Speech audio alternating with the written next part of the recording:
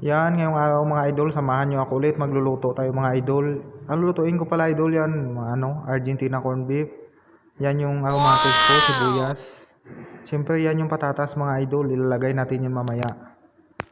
Yan yung pala mga idol yan, may additional pa akong ilagay. Itlog yan mga idol. Ilagay ko yan mamaya pag naluto na talaga siya. Yan, nakaprepare na pala yan mga idol. Tapos yan na nga pala mga idol, nilagay ko na siya sa kawali. Hindi ko na pala yan ginisa mga idol kasi mamantika na rin pala yan. So minikos-mikos ko na yan mga idol para mahalo-halo siya. At saka yung buo-buo niya mantika para matunaw. Tapos nilagyan ko na nga pala mga idol ng sibuyas. Yung aromatics niya na hiniwa-hiwa ko kanina. Tapos mikos-mikos ulit mga idol. Tapos sinunod ko na rin pala mga idol yung patatas para malaga na siya.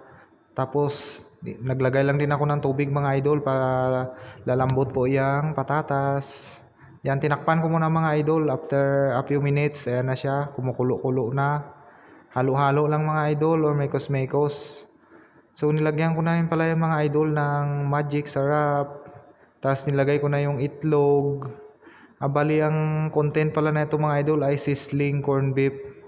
Yan, mekos-mekos ulit mga idol para ma-mix yung egg na nilagay natin. Yan na pala siya mga idol, medyo tuyong-tuyo na siya. Ninantay ko lang mga idol na magmantika-mantika siya para sizzling talaga siya. Shout out pala sa mahilig mag-ulam nito mga idol. So hanggang dito na lang. Thank you for watching. Bye-bye.